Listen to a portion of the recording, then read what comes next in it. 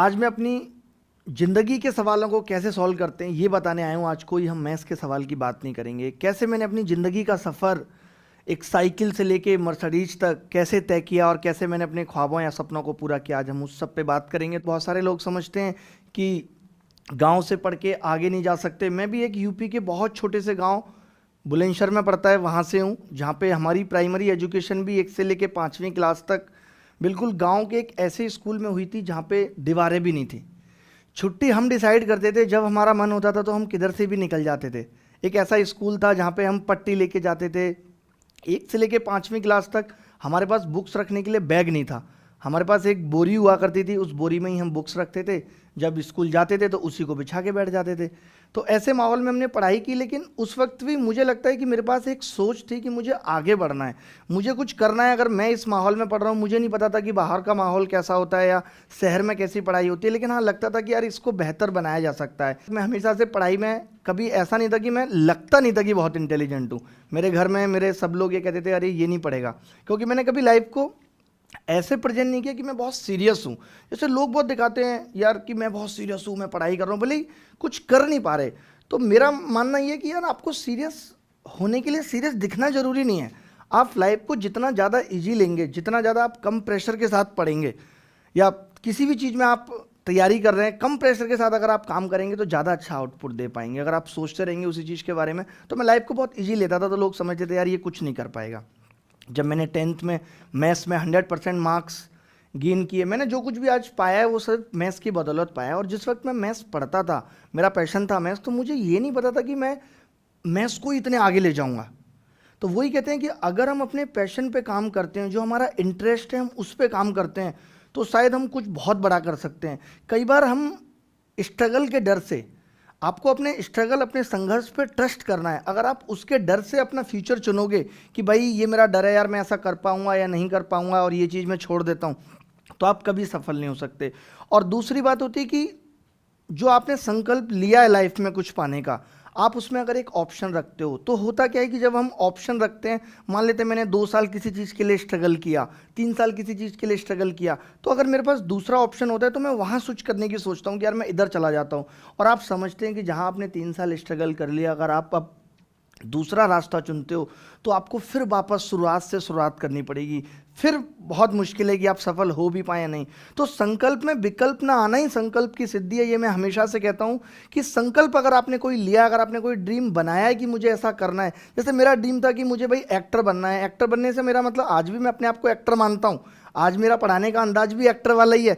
मुझे लगता था कि मुझे लोग कमाने हैं, मैं ऐसा बनना चाहता था कि मेरे पास बहुत सारे लोग हों जिनसे मैं अपनी बातें कह सकूं, बहुत सारे लोग मुझे सुनने वाले हों। ये मेरे लाइफ का ड्रीम था एक तरीके से एक्टर बनने का, मतलब जो मैं आज कर पा रहा हूँ। तो मेरे पास कोई ऑप्शन नहीं था। मुझे लगता था यार मुझे ऐसा ही करना है, ऐसा ही करना है, ऐसा ही करना है। जबकि मेरे फादर ये चाहते थे कि मैं एक सिविल सर्वेंट बनूँ, मेरा इंटरेस्ट नहीं था। फिर भी उसके बाद भी मैंने कॉलेज कंप्लीट किया, और उसके बाद जब मैं दिल्ली आया 2012 में, तो बहुत ज़्यादा ख़राब स्थिति थी। मेरा प्लेसमेंट हो चुका था, लेकिन ज्वाइनिंग का कुछ पता नहीं था कि भाई कितनी लेट ज्वाइनिंग आएगी। और सबसे कमाल की बात ये थी कि मैं अपने घर वालों के बिना कहीं रह नहीं पाता था। ये मेरी सबसे बड़ी प्रॉब्लम थी। शायद मैं और कुछ कर रहा होता लाइफ में, लेकिन मैं कभी बाहर नहीं रहा। मुझे लगता था कि यार नहीं, घर वालों के साथ रह के, और उन्होंने कभी गैप भी नहीं दिया। ये मैं हर पेरेंट्स को कहना चाहूँगा ये बात कि आप अपने बच्चों को अगर बाहर रहते हुए गैप देते हो और ये सोचते हो कि वो आपके बिना जीने की आदत डाल लें, तो इसके बहुत चांसेस होते हैं कि वो बच्चा गलत दिशा में चला जाए। क्योंकि जब बच्चा घर से बाहर निकलता है तो वो उस माहौल में नहीं ढल पाता। तो आपको उस वक्त उसे सपोर्ट करने की ज़रूरत है, जैसे मेरे फादर ने किया। एक चीज़ जो मुझे अपने फादर की बहुत यूनिक लगती है कि भाई माँ बाप तो ये कंपैरिजन करते हैं कि अरे तुम इतने मार्क्स नहीं लेके आए, वो ये नहीं लेके आए। जबकि मैं अगर 90 का टारगेट बनाता था और मेरे 70% मार्क्स आ जाते थे, तो मेरे फादर हमेशा मुझे कहते थे अरे तेरे मार्क्स ना गलती से कट गए या ऐड नहीं हो पाए, तेरे 90 हैं, तू 90 समझ। मुझे जो उनकी यूनिक बात लगती थी, वो हमेशा मुझे अप्रिशिएट करते थे। उन्होंने मतलब मुझे कभी गिरने नहीं दिया, और शायद उन्हीं की ताकत है जो मैं आज यहाँ खड़ा हूँ। जब हम 2012 में यहाँ दिल्ली आए, तो मैंने अपने घर वालों को कहा कि यार तुम सब भी मेरे साथ चलो, क्योंकि मैं अकेला शायद नहीं जा पाऊंगा, मुझे कुछ बड़ा करना है। अब उन्होंने मुझसे यही क्वेश्चन पूछा, क्योंकि उस वक्त फादर की भी अर्निंग इतनी ज़्यादा नहीं थी। उन्होंने मुझसे सवाल पूछा कि भाई तू क्या 6 या 7 हज़ार रुपये कमा लेगा दिल्ली में, जिससे हम सर्वाइव कर सकें सब। क्योंकि उन सबको ग्रेटर नोएडा रहना था, और वहाँ पे रेंट वगैरह बहुत सस्ता था। हमने एक बहुत सस्ता सा 2,500 रुपये का मकान पर मंथ हमने रेंट पे ले लिया। ठीक है, आप दुख की बात देखिए, मतलब मुझे ये कुछ बातें ऐसी हैं जो मुझे आज भी बहुत चुभती हैं। और जब वो हमने मकान लिया उसके बाद 15-20 दिन बाद वो लैंडलॉर्ड आता है और वहाँ से हमें बोलता है कि मैंने तो ये मकान रेंट पे दिया ही नहीं, आपने कैसे ले लिया डीलर से, ये वो, इसको आप खाली करो। मतलब लिटरली उस वक्त मेरी आंखों में आंसू आ गए यार, कि मतलब क्या देने की, हम किसी के मकान में रह रहे हैं और उसने हमें आके बोल दिया कि तुम खाली करो। फिर उसके बाद हमने खाली किया और एक और हमें वहीं पे हमने एक और मकान रेंट पे लिया। उस वक्त ही मेरे दिमाग में आ गया था यार कि एक घर बनाना है। मतलब मैं कहता रहता था, हर चीज़ जो मेरी लाइफ में रही मैं सिर्फ कहता रहता था, अरे ग्रेटर नोएडा में घर होगा, ग्रेटर नोएडा में घर होगा, हम घर बनाएंगे, बड़ी विला बनाएंगे। मुझे नहीं पता था कैसे बनेगी, मैं कहता रहता था अरे मैं मर्सिडीज लेके आऊँगा, मुझे बड़ी कारों का शौक है, कहता रहता था। मुझे पता नहीं था कि क्या होगा, ऐसा हो पाएगा या नहीं हो पाएगा। 2012 में जब मैं दिल्ली आया, मैं 3 किलोमीटर मुखर्जी नगर में मैं रहता था और मॉडल टाउन तक मैं 3 किलोमीटर पैदल ट्यूशन पढ़ाने जाया करता था। पैदल मुझे लगता था यार कि अगर मैं 6,000 रुपये ट्यूशन के कमा रहा हूँ तो कम से कम खर्चा मैं कुछ ना करूँ। और इस तरीके से मैंने अपने आप को वहाँ सर्वाइव किया। और भी मैंने कुछ मुखर्जी नगर में भी ट्यूशन ले रखे थे, घर वालों को भी कुछ पैसे देना जिससे खर्च हो सके। लेकिन धीरे धीरे 2012 के अंत में ही क्या हुआ कि मेरा एसएससी के थ्रू सिलेक्शन हो गया।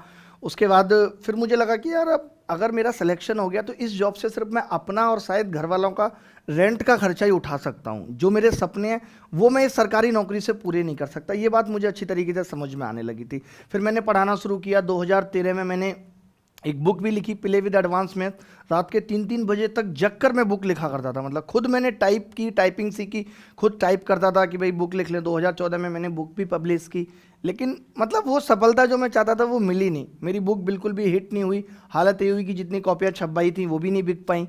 2015 आ गया, 16 आ गया। 16 में फिर मैंने सोचा कि यार शायद अभी कुछ ब्रेक लेने की ज़रूरत है। ऐसा नहीं था कि मैं हिम्मत हार गया था, मैं सोचा कुछ ब्रेक लेने की ज़रूरत है। ऐसा करते हैं इस बार जॉब ज्वाइन करके आते हैं। और मेरा एक्साइज में सिलेक्शन हुआ। मैं एक्साइज चला गया मुंबई, क्योंकि ये भी था एक तरफ कि यार एक्टर बनना है तो चलो ठीक है, उधर कुछ बात बनेगी। ये भी था कि पढ़ाना तो है ही, अभी शायद ब्रेक लिया है तो कुछ बाद में अच्छा हो, ये उम्मीद भी थी। तो मैं चला गया वहाँ पे। 2-3 महीने में रहा, 4-5 महीने मैंने जॉब की। और मैंने सैलरी भी इसीलिए नहीं ली सैलरी मुंबई में कि भाई मुझे लगता था यार मैं बाद में अगर जॉब छोड़ूंगा तो मुझे बाद में दिक्कत होगी, इसलिए मैंने कोई सैलरी नहीं ली। मैं काम करता रहा, काम कुछ था भी नहीं गवर्नमेंट जॉब में। लेकिन वहाँ पे हालत ऐसे आ गई कि जितने पैसे मैं लेके गया था, और उसके बाद मैंने फादर से भी और पैसे उधार ले लिए। जो पैसे थे वो तो ख़त्म हो ही गए थे। तो कि मेरे पास, मैंने ये सोच लिया था कि जिस वक्त मेरे पास जाने के लिए भी रुपए यहाँ से नहीं बचेंगे उस दिन मैं निकलूँगा। और ऐसा ही हुआ कि जिस वक्त मेरे पास 8-9 हज़ार रुपये बचे थे, मैंने सोचा कि यार मैं अब टिकट करके वापस दिल्ली लौटता हूँ और फिर से कोचिंग पढ़ाना शुरू करता हूँ। और मैं आया, और आप देखते हैं कि जब दुख होता है ना तो दुख पे दुख आते हैं, इससे डरना कभी नहीं है। मैंने इतनी मुश्किल से फ़्लाइट की कि मुझे वापस लौटना है, और वही फ़्लाइट मेरी मिस हो गई। देखिए आप कमाल की बात। और मैं उस वक्त इतनी तेज रोया, मैंने सिर्फ अपनी माँ को फ़ोन लगाया और मैंने रो के ही बात की कि मेरी फ़्लाइट छूट गई। क्योंकि उस वक्त पैसे की बहुत प्रॉब्लम थी, इतनी ज़्यादा प्रॉब्लम थी कि मेरे लिए वो बहुत बड़ी बात थी। और ये ज़्यादा पुरानी बात नहीं है, ये फरवरी या मार्च पिछले साल की बात है। जो ये साल पिछला है, फरवरी मार्च की बात है। तो माँ ने मेरे को एक ही बात कही, अरे तू रो मत, कोई बात नहीं, फ़्लाइट मिस हो गई और ऐसे ऐसे पैसे लेके तू कैसे भी आ जा। फिर मैंने भाई से पैसे लिए और मैं आया दिल्ली। फिर मैंने कोचिंग पढ़ाना शुरू किया। पहले मैं एक कोचिंग में गया तो मैंने देखा कि अब तो मेरी उतनी वैल्यू भी नहीं बची है जो पहले थी। और 3 महीने मैंने इसी तरीके से पढ़ाया। 1,000 2-2 हज़ार रुपये तक कोचिंग से लिए किसी तरीके से कि भाई 2 खर्चा चलाना है। और फिर मैंने अपना एक रूम लेके वहीं पे अपना कोचिंग सेटअप कर लिया। वहाँ से कहानी शुरू होती है, जो एक बदलाव वाला फेज आया कि मैंने अपना एक फ्लैट लिया और वहीं के एक छोटे से कमरे में मैंने कोचिंग स्टार्ट की, अपनी बच्चों को पढ़ाना शुरू किया सुपर 30 के नाम से। और फिर मैं YouTube पे आया तो कहानी ऐसे बदलती गई, आप देखेंगे। मतलब मैंने एक इतना गंदा फ्लैट लिया था, मैं लाइफ में अपने रहा हूँ कि इतनी मैंने उस टाइम मेहनत की कि 6-6 महीने तो मुझे ये नहीं पता कि मेरी बेडशीट भी चेंज हुई है नहीं हुई। मैं रात के 3-3 बजे तक काम कर रहा हूँ और वापस आ रहा हूँ। जैसे मैं यूट्यूब पे आया, क्योंकि मुझे ये तो पता था कि मैं टैलेंटेड हूँ और मेरे पास जो कंटेंट है या जो भी मैथ्स है वो किसी के पास नहीं है, ये मुझे पता था। लेकिन मैं यही नहीं समझ पा रहा था कि मुझे सफलता क्यों नहीं मिल रही, क्यों मैं लोगों को नहीं बता पा रहा। क्योंकि आज की दुनिया ऐसी हो गई है जिसकी मार्केटिंग है, ब्रांडिंग है, लोग समझते हैं उस चीज़ को। नहीं तो आप कितना भी टैलेंट लेके घूमते रहें, कोई नहीं पूछने वाला। तो उसके बाद जब मैंने दोबारा कोचिंग शुरू की और मैं यूट्यूब पे आया और लोग जुड़ते गए, लोगों ने इतना अप्रिशिएट किया, फिर सारी ज़िंदगी बदल गई मेरी। मेरी जो बुक थी वो इतनी फेमस बुक हो गई, आज भी आप देखेंगे play with advance maths, maths की बहुत फेमस किताब है। तो बुक भी बहुत फेमस हो गई। मैंने कोचिंग ली, वो भी बहुत अच्छे से चलने लगी और सारी चीज़ें बदल गई। मैंने घर भी ले लिया और मर्सिडीज जो मेरा एक सपना था वो भी मैंने अचीव किया। तो मतलब मुझे बहुत अच्छा लगता है। तो मुझे एक चीज़ जो लगती है, जो मैं लोगों को ये बताना चाहता हूँ अपनी कहानी से, कि जब भी हम किसी चीज़ में डूबते हैं तभी हमें सफलता मिलती है। सक्सेस और फेलियर कोई बहुत अलग चीज़ नहीं है, स्टेट ऑफ माइंड है कि success is the accurate execution of your efforts. जो आप एफर्ट्स करते हैं उसका एक्यूरेट एग्जीक्यूशन क्या है, कि भाई आप उसको कैसे एग्जीक्यूट करते हैं जो आपके एफर्ट हैं। आप गलत दिशा में तो एफर्ट नहीं कर रहे हैं, और एक ये कि डायरेक्शन एक ही होनी चाहिए कि मुझे ये चीज़ अचीव करनी है, चाहे अब मिले या ना मिले, मुझे इसी पर रहना है। तो मैं गारंटी के साथ कहता हूँ कि आपको सफलता जरूर मिलेगी। कहता ना कि उतरा सागर में जो उसको मोती मिले, जिसने की चाहा जिसकी वो उसे पा गया। सागर किनारे बैठे बैठे कभी मोती नहीं मिलेगा, डूबना पड़ता है, अंदर उतरना पड़ता है, तब जाके सफलता मिलती है। मैंने कभी इन गम या इन परेशानियों को बहुत ये नहीं लिया। मुझे लगता है कि शायद आज मैं उतना खुश नहीं हूँ जितना स्ट्रगल के टाइम पे था। उसका अपना अलग मजा है, क्योंकि सक्सेस भी तभी अच्छी लगती है जब आपने लाइफ में स्ट्रगल किया हो। जब आप स्ट्रगल करके सक्सेस अचीव करते हो और वो आपको दिन याद आते हैं, वो प्लेसेस जहाँ पे आपने बुरा वक्त बिताया था, जब आप जाते हो तो बहुत खुशी मिलती है। कहता हूँ ना मैं कि गम मेरे साथ बड़ी दूर तक गए, और पाई ना जब मुझ में थकान तो वो खुद थक गए। आपको नहीं थकना है, जो परेशानियां हैं, जो संघर्ष है, वो थक जाएगा, वो आपका पीछा छोड़ देगा, लेकिन आपको नहीं थकना है।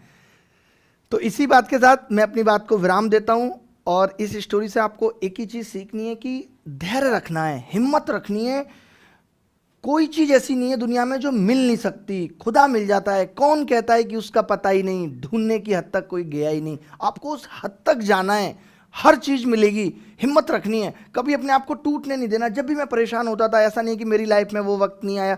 हम जब भी किसी सफल आदमी को देखते हैं तो हमें उसकी सफलता को, जब वो एंजॉय कर रहा होता है, वो वक्त दिखता है, उसके पीछे के दुख नहीं दिखते कि इसने कितना संघर्ष किया है। क्या लगता है आपको कि हम नहीं रोए लाइफ में? मैं भी बहुत रोया हूँ, लेकिन जब भी ऐसा वक्त आया तो खुद की पीठ खुद ही थपथपा के कहा, यार नहीं, आगे बढ़ना है, आगे बढ़ना है, एक दिन जरूर कामयाब होंगे, एक दिन जरूर कामयाब होंगे। इस वीडियो के बारे में अपनी राय नीचे कमेंट सेक्शन में हमें बताएं, और अपने दोस्तों के साथ ये वीडियो शेयर करना ना भूलें।